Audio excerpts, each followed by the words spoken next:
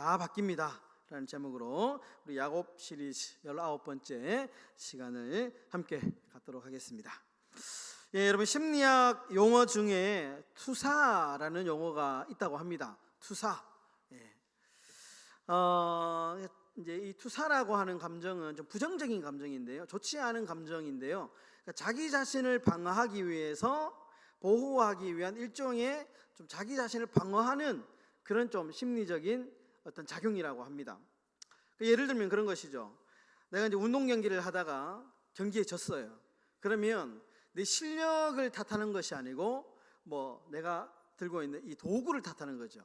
아니면 뭐 이렇게 그 운동장이 좋지 않다 뭐 라든지, 그러니까 자기 자신에게서 원인을 찾는 것이 아니고 자꾸 상황을 탓하고 환경을 탓하고 뭐 조건을 탓하는, 예, 이런 것들이 이제 투사라는 개념입니다. 뭐 이런 것도 있죠. 아이들이 이제 막 뛰어가다가 넘어졌어요. 그러면 아이들이 막 이제 돌뿌리를 탓하거나 땅바닥을 탓한다거나 뭐 이런 거 있지 않아요. 그러니까 이런 어떤 이제 한마디로 이 투사라고 하는 심리 용어를 우리 일상 용어로 바꾸면 남 탓이라는 용어로 바꿀 수 있죠. 그러니까 자신의 감정을 보호하기 위해서. 왜냐하면 내가 잘못하는 게 분명한데 이 내 탓을 하면 내 감정이 상하잖아요. 그러니까 이제 내가 잘못했지만 내 탓을 하지 않는 거예요. 내 이 감정을 보호하기 위해서 자신의 실수를 남에게 전가시키는 행위, 이것을 가리켜서 투사, 남 탓, 뭐 이렇게 이야기를 합니다. 여러분, 성경에도 보면 대표적인 투사의 예를 예수님이 말씀하십니다. 너무나도 유명한 말씀인데요, 마태복음 7장 3절에 보면 이런 말씀이 있죠. 어찌하여 형제의 눈 속에 있는 티는 보고 내 눈 속에 있는 들보는 깨닫지 못하느냐. 예, 대표적인 남 탓, 투사의 예입니다. 자기 눈에 있는 들보는 보기 싫은 거예요. 예, 인정하기 싫은 거죠. 그래서 남에 있는 티끌을 지적하는 것, 대표적인 남 탓의 예다라는 겁니다.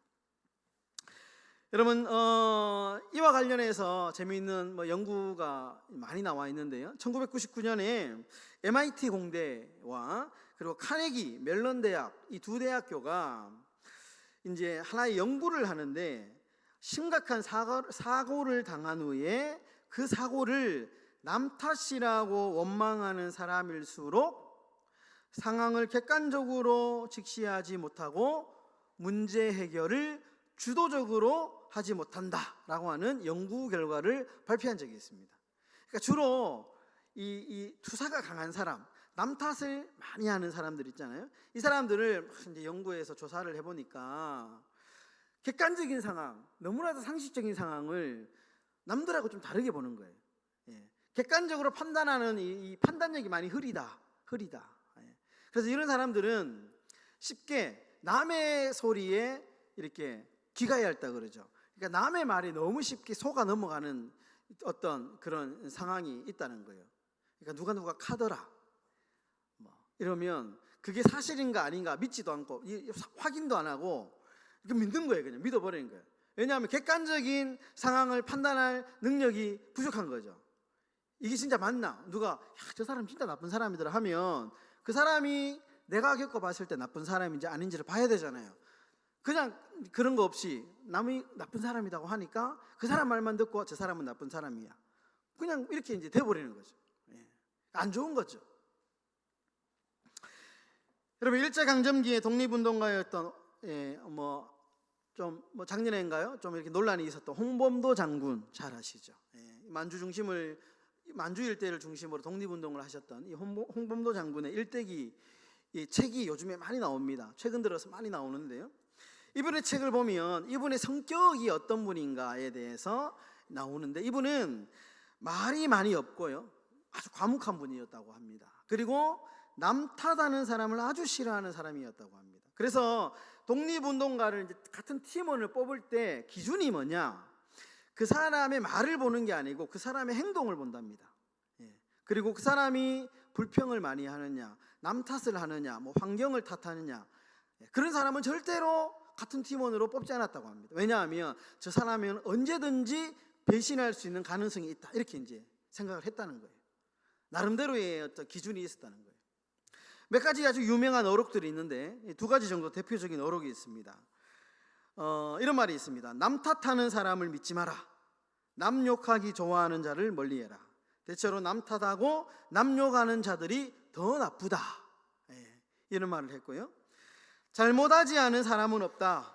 오직 잘못을 알고도 남의 탓을 하며 고치지 않는 사람만이 잘못된 사람이다.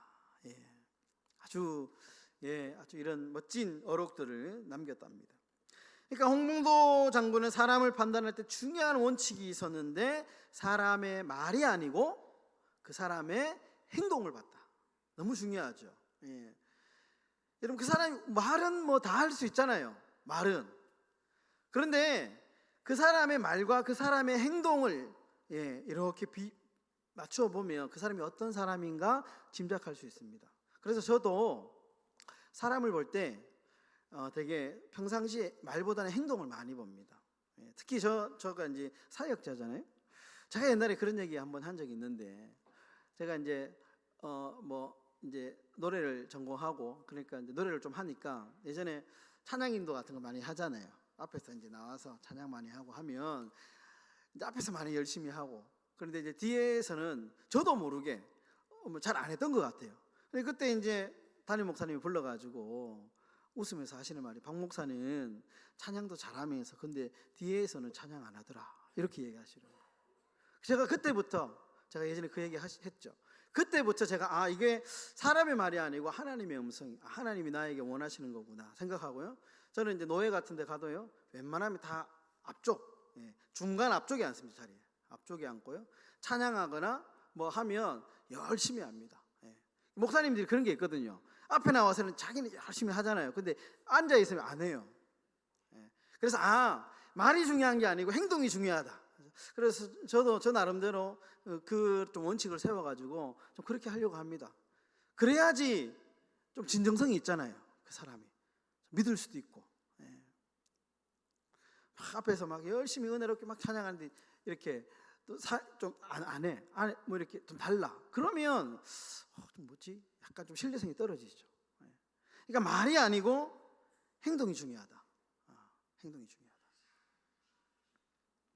여러분, 우리가 야곱의 인생을 살펴보고 있죠. 이제 막바지에 거의 다 다다라왔습니다. 야곱의 이야기가 이제 이 34장의 디나, 야곱에게 딸 한 명이 있었거든요. 그 디나에 관한 사건이 끝나고 난 뒤에 34장에 가면 이제 대부분 좀 많이 마무리가 되는데, 우리가 지금 야곱의 인생을 살펴보고 있는데요, 야곱은 우리가 살펴봤듯이 전형적인 남 탓하는 사람입니다. 이 투사의 심리가 굉장히 강한 사람이에요. 남 탓해요. 자기 자신의 잘못을 잘 못 보는 사람인 것 같아요.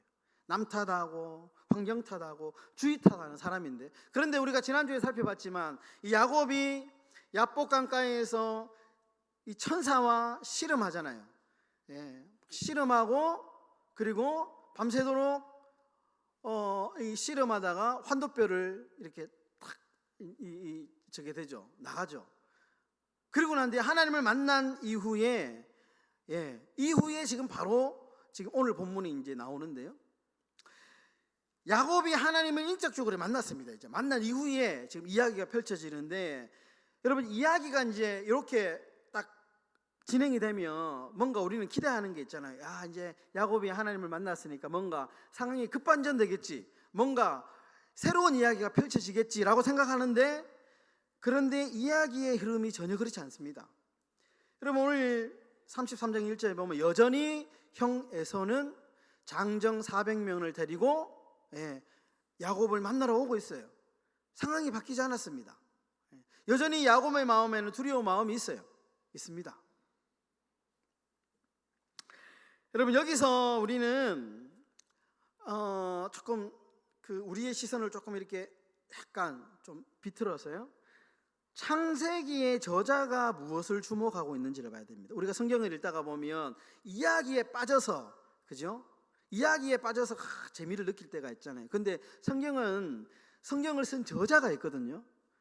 우리가 한 번씩 성경의 이야기, 그 재미난 이야기에 빠져 있다가 한 번씩 이렇게 좀 떨어져서 성경의 저자가 왜 이 이야기를 썼는지, 왜 이렇게 표현하고 있는지를 한 번씩 봐야 됩니다. 그러니까 창세기 분명히 야곱은 하나님을 만났어요. 인격적으로 나의 하나님을 만났거든요.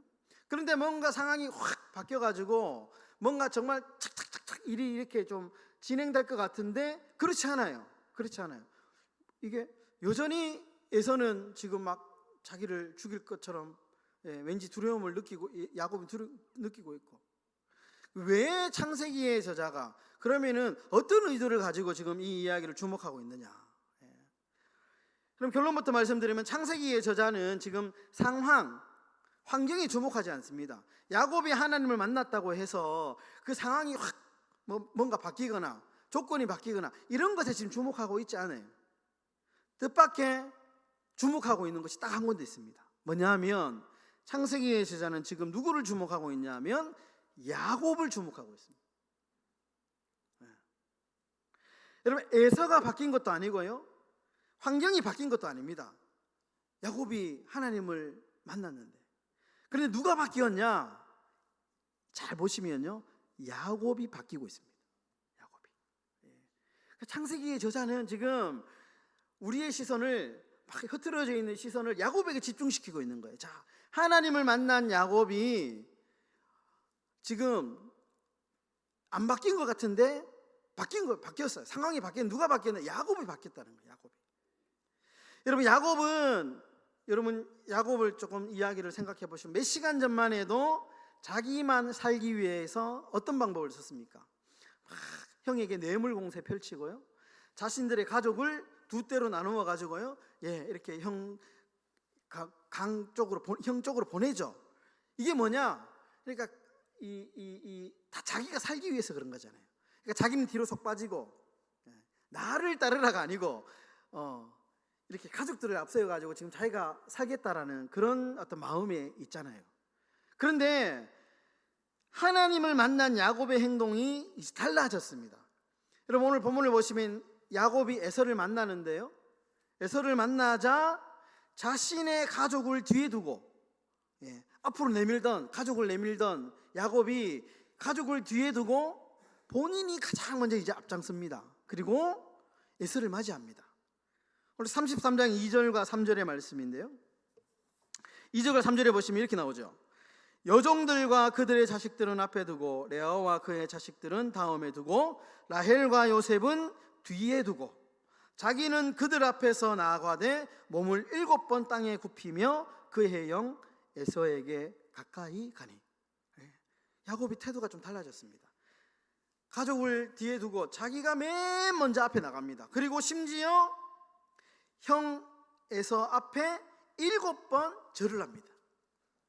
바뀌었어요, 야곱이. 이것뿐만 아니고요, 야곱이 은혜를 아는 사람으로 바뀝니다. 어떻게 알 수 있느냐? 야곱의 입에서 은혜라는 말이 무려 오늘 본문에 4번이나 반복해서 등장하고 있어요. 제가 그 줄만 좀 추려가지고요, 뽑아놨는데요, 띄워주시고요. 33장 5절에 보시면 이렇게 되죠.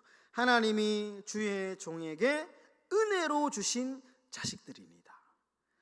8절에 보시면 야곱이 이르되 내 주께 은혜를 입으려 함이니이다. 10절에도 내가 형님의 눈앞에서 은혜를 입어 싸우면 청하건대 내 손에서 내 예물을 받으소서. 11절에도 하나님이 내게 은혜를 베푸셨고.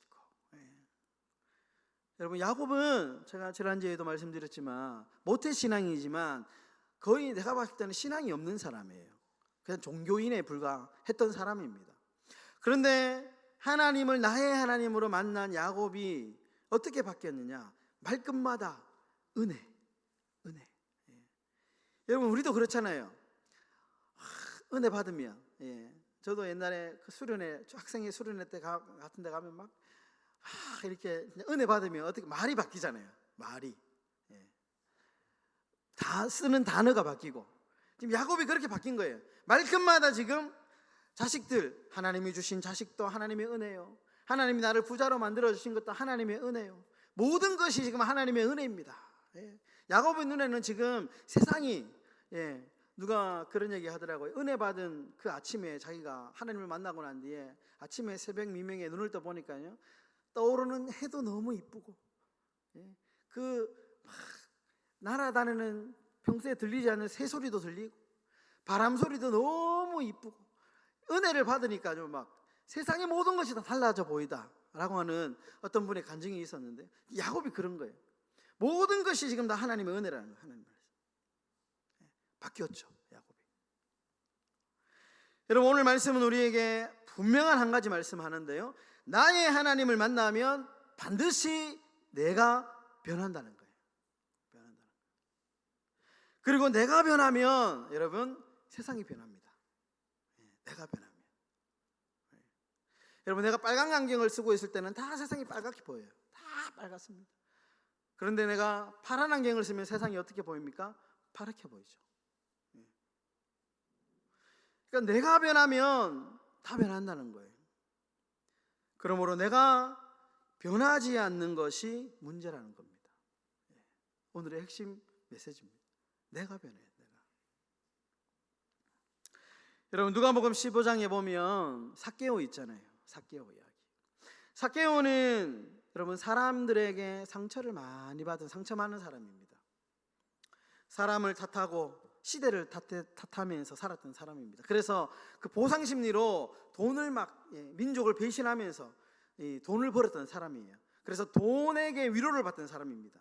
사람들에게 배신당하고 시대를 탓하면서 사람 탓, 남 탓, 시대 탓하면서 그러면서 악착같이 내가 사람들에게 무시 안 당하려면 돈 벌어야 된다. 그렇게 살던 사람이 삭개오입니다. 그런데 예수님을 만나고 완전히 변하죠. 180도 변합니다. 재산의 절반을 내가 헌금하겠다, 나누어 주겠다. 이게 쉬운 일입니까, 여러분? 심지어 자신에게 피해를 당한 사람들이 있으면 내가 피해 보상을 4배로 해주겠다. 불가능한 일이죠. 평소에는 불가능한 일입니다. 그런데 어떻게 가능할까요? 예수님을 만났기 때문에 가능하죠. 도대체 사람이 얼마나 변했길래 이렇게 할 수 있겠습니까? 얼마나 변하면? 변하지 않고는 도저히 할 수 없는 말이죠. 여러분, 기독교 심리학자 토마스 아담스 목사님은 이런 말을 합니다. 내가 바뀌지 않고 남을 바꿀 수는 없다. 다른 사람을 바꾸려면 스스로 먼저 바뀌어야 한다. 이 세상이 나아지지 않는 이유는 한 가지 때문이다. 상대를 변화시키려고만 할 뿐 자신은 변화하려고 들지 않기 때문이다. 우리가 좀 마음에 새기면 좋겠어요. 너무 중요한 말씀입니다. 내가 바뀌지 않고는 남을 바꿀 수 없답니다. 우리는 자꾸 다른 사람을 바꾸려 하는데 그게 문제가 아니고 내가 바뀌어 스스로. 여러분, 노인과 바다의 저자인 톨스토이 이런 말을 합니다. 모든 사람은 세상을 바꾼다고 생각한다. 그러나 자기 자신을 바꾸는 것을 생각하는 사람은 없다. 없다. 여러분, 우리 교회가 걱정되십니까? 많은 사람들이 교회 걱정하죠. 사람들은 점점 빠져나가고, 우리 교회가 자꾸 지금 요즘에 교회들 보면 자꾸 헌금은 줄고 교회 문은 문 닫고 이단은 판을 치고, 큰일이다, 큰일이다. 교회 걱정하는 사람 너무 많습니다. 근데 죄송하지만요, 여러분, 교회 걱정하지 말고 내 걱정하면 됩니다. 내가 잘하면 교회가 잘 되는 거예요. 우리 교회를 부흥시켜 달라고 기도하기, 내가 부흥하면, 내 믿음이 부흥하면 우리 교회가 부흥하는 겁니다. 나는 변하지도 않으면서 자꾸 남을 위해서 나라가 변하게. 여러분, 나도 내가 대한민국 국민이잖아요. 내가 변해야죠. 내가 바뀌면 우리 행복한 교회는 바뀝니다. 여러분, 내가 문제예요. 내가. 저도 저를 가르치신 목사님이 늘 하시던 말씀, 성도 걱정하지 마라, 네 걱정이나 해라. 저를 가르치신 목사님. 저는 좋은 목사님들 만나가지고 정말 좋은 가르침을 받은 게 너무 감사한데요. 그러니까 목사가 교회의 문제는 잘 봐봐라. 성도들이 사고 쳐가지고 문제 있는 뭐 물론 그럴 수도 있는데 대부분은 목사들이 사고 쳐가지고 교회가 문제 생긴다. 목사 네 걱정이나 해라. 그 말씀을 잊지 않습니다. 그래서 저는 늘 저 걱정합니다. 저 걱정합니다. 나만 잘하면 된다. 나만 잘하면. 늘 그런 생각을 가지고 목회를 하려고 합니다. 그러니까 내가 맡기면 우리 교회가 바뀐다라는 생각을 가지고 내가 먼저인 거죠. 말씀을 정리하겠습니다. 이런 재미난 이야기가 있더라고요. 한 선비가 장가를 들었는데 부인의 태도가 마음에 들지 않습니다. 막 시어머니를 함부로 대하고 말도 막 욕도 하고 태도도 불량하고 너무 마음에 들지 않는 거예요. 시간이 지나도 아내의 태도가 조금도 변하지 않습니다. 그러던 어느 날 선비가 맹자를 읽다가 한 구절을 보게 되는데 사람의 본성은 원래 착한 것이어서 요순과 같다라고 하는 구절을 발견합니다. 여기서 이제 요순이란 고대 중국의 요임금과 순임금을 말하는 것인데 이 임금님들이 너무 지혜로운 임금이었던 것 같아요. 그래서 사람이 아주 덕스러울 때 쓰는 표현이라고 합니다. 그래서 선비는 이 글을 읽고 깨우침을 받습니다. 그날 이후에 선비는 내가 문제구나, 내 태도를 좀 바꿔야 되겠다 생각을 하고요. 그때부터 이제 아내를 야단치지 않고 오히려 아내에게 막 칭찬합니다. 아내에게 큰절을 하면서 당신은 원래 훌륭한 사람이었어. 그런데 내가 부족해서 당신을 잘못 알고 욕하고 때리기만 했으니까 나를 용서해 주시오 하면서 오히려 아내 앞에 절을 하면서 막 자신의 용서를 비는 거예요. 아내가 얼마나 당황을 하겠습니까? 하겠습니까? 방금 전까지만 자기에게 잔소리하고 욕하고 때리던 사람이 갑자기 변해가지고 자신에게 절하면서 막 자신을 칭찬하니까 막 당황을 합니다. 이런 상황의 변화가 한 달이 지나고 두 달이 지납니다. 매일 남편이 자기에게 큰절을 하고 칭찬을 하니까 부인이 이제는 통사정합니다. 서방님 제발 이러지 마십시오. 다시는 내가 서방님의 말씀에 어긋나는 행동을 하지 않겠습니다. 참 재미있는 이야기입니다. 여러분, 우리 교회가 부흥되기를 원한다면 내 믿음이 부흥하면 됩니다. 그러면 교회는 부흥합니다. 우리 교회가 좋은 교회 해달라고, 좋은 교회, 오고 싶은 교회, 우리가 새벽마다 이제 그 기도 제목이 있는데 우리 교회를 위해 기도할 때 늘 빠지지 않는 문구, 알리고 싶고 오고 싶고 천국 같은 교회, 기쁨이 충만한 교회, 사랑이 충만한 교회, 먼저 선행되는 거예요. 내가 그렇게 하면 됩니다. 내 마음 안에 사랑이 충만하고 기쁨이 충만하면요 우리 교회가 그런 교회가 되는 것이고, 내가 맨날 불평하고 인상 찡그리게 다니면 우리 교회가 그런 교회 되는 겁니다. 혹시 내 옆에 누군가가 신앙 좋은 사람으로 바뀌기를 원한다면 내가 먼저 좋은 신앙의 사람이 되면 됩니다. 우리 사랑하는 성도 여러분, 내가 변하면 모든 것이 변합니다. 내가 변하면 누가 먼저가 아니고 내가 먼저 변해서 우리 행복한 교회를 좋은 교회로 만들어 가시는 저와 여러분들의 삶이 다 되시기를 예수님의 이름으로 축원합니다.